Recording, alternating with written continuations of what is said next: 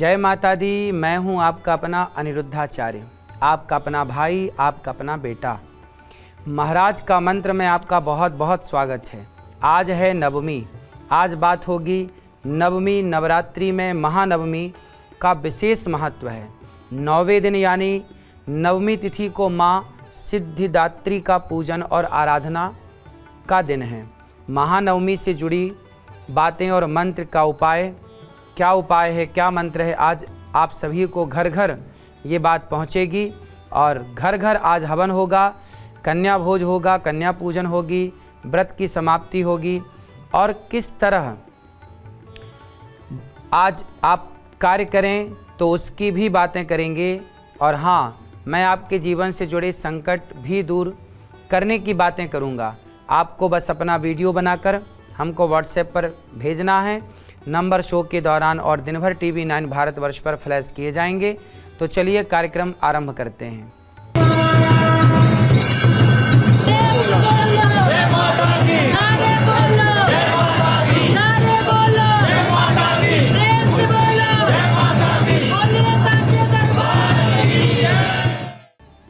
सिद्धिदात्री माँ का पूजन आज होगा। नव देवी की हम पूजा करते हैं। आज नवमी है। नवमी मतलब सिद्धिदात्री माता, जो सब प्रकार की सिद्धियां आपको देने वाली हैं। इन दिनों में आपने जो भी पूजा की, जो भी 8 दिन से आप व्रत रख रहे हैं, पूजा कर रहे हैं, समर्पण का भाव है, उसका परिणाम आज 9वें दिन माँ सिद्धिदात्री माँ का पूजन करके आप प्राप्त करेंगे। सिद्धिदात्री माँ कौन है? माँ पार्वती ही सिद्धिदात्री माँ है, जो आपकी कामनाओं को सिद्ध करती हैं, जो आपके मनोरथ को, आपके भाव को समझती हैं, जो आपका त्याग है, तपस्या है, व्रत है, उसका जो फल है वो माँ सिद्धिदात्री ही बांटती हैं, सिद्धिदात्री ही देती हैं।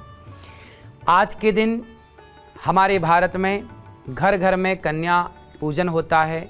कन्या को ही देवी माना जाता है। उनके पाँव में माहौर लगाकर, गले में माला पहनाकर, खीर पूड़ी सब्जी का कन्याओं को भोग लगाता है। यथाशक्ति आप लोग अपने अपने तरीके से कन्याओं को भोजन कराते हैं।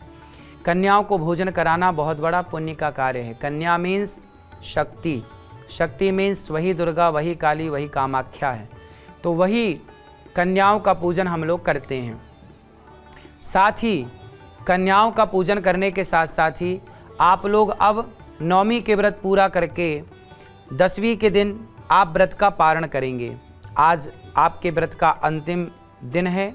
कुछ लोग अष्टमी का व्रत करके नवमी को पारण कर लेते हैं, तो कुछ लोग 9 दिन पूरे व्रत करके 10वीं को पारण करते हैं।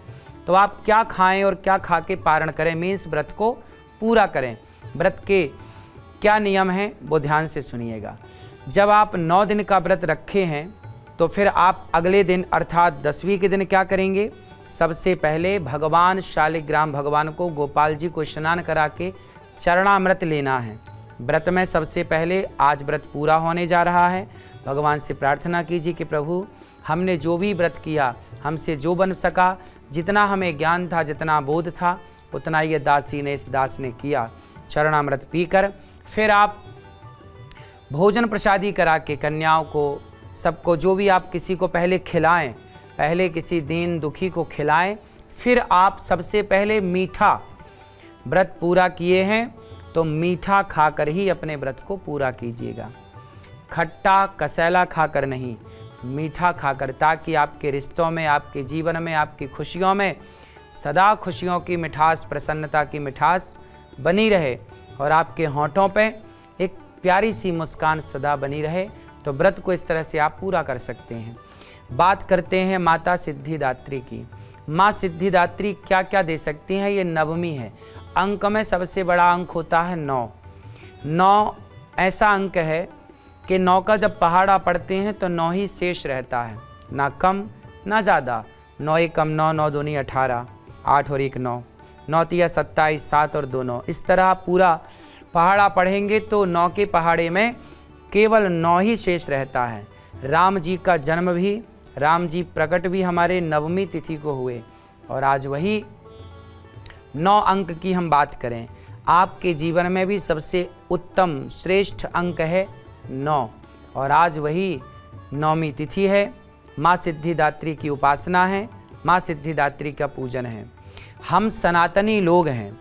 पूरी दुनिया में आप पूरी दुनिया के लोगों को उठाकर देखिए, एक सर्वे कीजिए तो आप पाएंगे कि केवल हमारे सनातन धर्म में ही एक स्त्री को भगवान का दर्जा दिया गया है। और किसी भी आप स्थान पर जाकर देखिए, स्त्री को भगवान का दर्जा नहीं दिया गया। कोई और हिंदुओं के अतिरिक्त, सनातनियों के अतिरिक्त और कोई स्त्रियों को भगवान के रूप में नहीं पूजता। हमारे यहाँ दुर्गा सिद्धिदात्री भगवान के रूप में पूजी जाती हैं। कन्याओं का भोजन होता है। एक नारी को हम ईश्वर के रूप में देखते हैं और ईश्वर के रूप में उसकी पूजा करते हैं। जिस देश में नारी को ईश्वर के रूप में देखा जाए, उस देश में यदि नारी के साथ दुराचार हो, बलात्कार हो, तो कितना दुखद है। इसलिए ये सिद्धिदात्री माँ ये कहना चाहती हैं कि आप अपने बच्चों को, खासकर पुरुष वर्ग को, अपने लड़कों को नारी का सम्मान करना सिखाइए, नारी की इज्जत करना सिखाइए। तब जाकर के आपको सब प्रकार की सिद्धियां प्राप्त होंगी। यदि आप नारी का सम्मान नहीं करते तो आपको सिद्धि नहीं प्राप्त होगी। आपने देखा होगा दुर्गा माँ की हम लोगों ने इन दिनों में खूब पूजा की। दुर्गा माँ के हाथ कितने हैं? 8। 8 हाथ क्यों हैं? क्योंकि प्रत्येक नारी के स्वरूप है 4। स्त्री कितने स्वरूपों में देखी जाती है? 4। स्त्री का पहला स्वरूप है माँ, दूसरा स्वरूप है बहन, तीसरा स्वरूप है पत्नी और चौथा स्वरूप है बेटी। ये चारों को जब खड़ा करेंगे तो हाथ तो 8 होंगे ही। तो स्त्री चाहे माँ के रूप में हो, उसकी इज्जत करो, चाहे बहन के रूप में हो, उसका सम्मान करो, चाहे वो पत्नी के रूप में हो, उसका आदर करो, और चाहे वह बेटी के रूप में हो, उसे लाड़ करो, उसे प्यार करो। और कभी नारी का अपमान ना करिएगा। नारी का अपमान ईश्वर का अपमान है। रावण ने सीता माँ को चुराया ही तो था। रावण की कोई नियत में गड़बड़ी नहीं थी। रावण नियत का खोटा होता तो वो सीता माँ को अपने कमरे में रखता, अशोक वाटिका में रखा। माना कि रावण ने गलत किया, नारी का स्पर्श किया मर्जी के बिना। आपने देखा ना, नारी का अपमान किया, जबकि रावण की नियत गलत नहीं थी, पर स्पर्श तो किया। तो क्या परिणाम मिला? नारी का अपमान करने के कारण रावण का सर्वनाश हो गया। जो नारी की इज्जत नहीं करता ना उसका वंश बचता है, ना उसका राज्य बचता है। आज तक रावण के पुतले जलाए जाते हैं केवल इसलिए कि उसने नारी का सम्मान करना नहीं सीखा। आपसे हाथ जोड़कर विनती करता हूँ, अपने बच्चों को इतना पढ़ाते हो, इतनी महंगी महंगी कोचिंग कराते हो, पढ़ाई में लाखों रुपए खर्च करते हो, पर नारी का सम्मान करना तो सिखाते ही नहीं हो। किसी भी स्कूल, यूनिवर्सिटी में कहीं भी नारी का सम्मान करना, आदर करना नहीं सिखाया जाता। इसलिए हमारा धर्म, हमारी संस्कृति नारी का सम्मान करना सिखाती है। आपसे प्रार्थना करता हूँ, अपने बेटे को सब कुछ पढ़ाओ, पर नारी का सम्मान करने का पाठ अवश्य पढ़ाना। और ये पाठ कहाँ पढ़ाया जाता है? हमारे धर्म में नवरात्रि में जो 9 दिन होते हैं, ये नारी का सम्मान करने का पाठ है। आप इसे किस एंगल से देखते हैं, किस तरीके से, किस नज़रिए से देखते हैं, आपका अपना नज़रिया हो सकता है। मेरा अपना नज़रिया कहता है कि ये 9 दिन नारी को सम्मान किस तरह किया जाए, ये पाठ पढ़ने के 9 दिन होते हैं। इसलिए आप सब अपने बच्चों का भला चाहते हैं तो नारी की इज्जत कराइए। और यदि नारी का इज्जत पुरुष वर्ग करने लग गया, सम्मान करने लग गया, तो याद रखिएगा, फिर लड़की चाहे रात के 12 बजे घर से निकले या रात के 2 बजे, वह सुरक्षित जाएगी और सुरक्षित ही आएगी। क्योंकि भारत का प्रत्येक पुरुष नारी को भगवान की दृष्टि से देखेगा, देवी की दृष्टि से देखेगा, सिद्धिदात्री की दृष्टि से देखेगा। सम्मान कराइए अपने बच्चों से नारी का। राधे राधे। बात करते हैं आज के उपाय की। आप सिद्धिदात्री माँ की पूजा कर रहे हैं, नवमी का दिन है, और कुछ ना कुछ आप चाहते हैं माँ भगवती से कि नवरात्रि जा रही है तो हे माँ भगवती, हे सिद्धिदात्री माँ, हमें कुछ देकर जाइए। क्या देकर जाएं माँ? आप पर कृपा करुणा करके जाएं, धन धान्य देकर जाएं। यदि आप चाहते हैं कि माँ भगवती की कृपा प्राप्त करें तो आप तुरंत रुद्राक्ष की माला निकालिए और इस मंत्र का जाप करिए।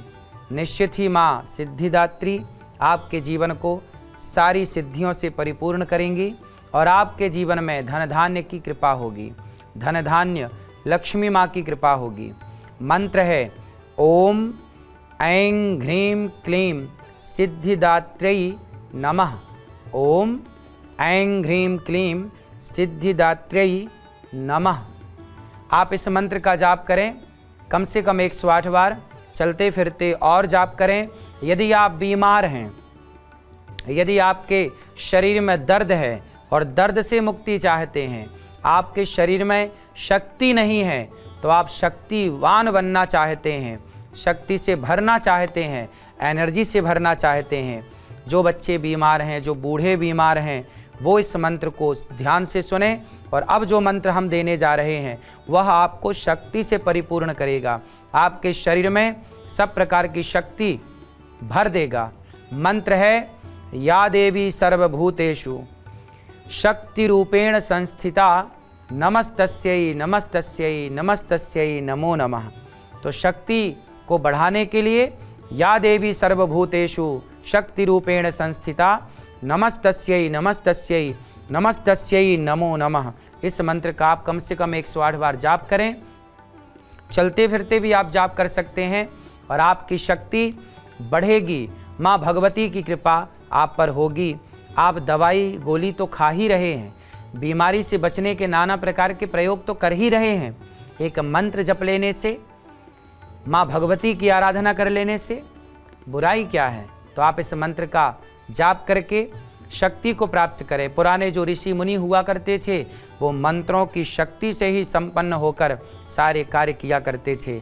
मंत्रों की अपनी शक्ति होती है, मंत्रों पर पूर्ण विश्वास रख के और उस मंत्र का जाप किया जाए तो निश्चित वह मंत्र आपको सिद्धि देता है और आपको सिद्धिदात्री माँ की कृपा आप पर बनी रहे। सदा आप खुशियों से परिपूर्ण रहें, आपके घर आंगन में बच्चों की किलकारियाँ गूंजती रहें और सदा आप सुखी और स्वस्थ रहें। बात करते हैं आज के देवी देवता की। स्वाभाविक सी बात है कि आज की देवी हमारी सिद्धिदात्री माँ है। बहुत सारी माँओं का प्रश्न होता है कि महाराज जी हमारा बेटा पढ़ता नहीं है, पढ़ने में मन लगता नहीं है, पढ़ता है तो याद नहीं होता, एग्ज़ाम देने जाता है तो भूल जाता है। ये बड़ी समस्याएं हैं। क्या करें कि ये सब ठीक हो? तो माँ भगवती का एक मंत्र है, आप सभी उस मंत्र को बच्चों को याद करा दें और माँ भगवती की कृपा से बच्चों की बुद्धि निश्चित ही वो विद्यावान होंगे। सबसे पहले तो बच्चों को सूर्य भगवान को जल चढ़वाया करें। एक लोटा में जल भरें, तांबे का लोटा हो, उसमें जल भरें और जल सूर्य भगवान की ओर, सूर्याय नमः, आदित्याय नमः, भौमाय नमः, खगाय नमः, मित्राय नमः, भास्कराय नमः। सूर्य भगवान के 12 नाम आप बच्चों को याद कराइए और बच्चों को खूब प्रेम से आप जल चढ़ाइए, जल चढ़वाइए। निश्चित ही आपके बच्चों की बुद्धि बढ़ेगी। और साथ ही या देवी सर्वभूतेषु विद्या रूपेण संस्थिता नमस्तस्यै नमस्तस्यै नमस्तस्यै नमो नमः। या देवी सर्वभूतेषु, यह मंत्र आप याद कर लीजिए, बच्चों को याद कराइए। या देवी सर्वभूतेषु विद्या रूपेण संस्थिता। हे माँ, आप विद्या बन करके मेरे बच्चों के मस्तिष्क में बैठ जाइए, मस्तिष्क में बैठ जाइए और हमारे बच्चों के मस्तिष्क को विद्या से भर दीजिए, माँ सरस्वती की कृपा से भर दीजिए। तो या देवी सर्वभूतेषु विद्या रूपेण संस्थिता नमस्तस्यै नमस्तस्यै नमस्तस्यै नमो नमः।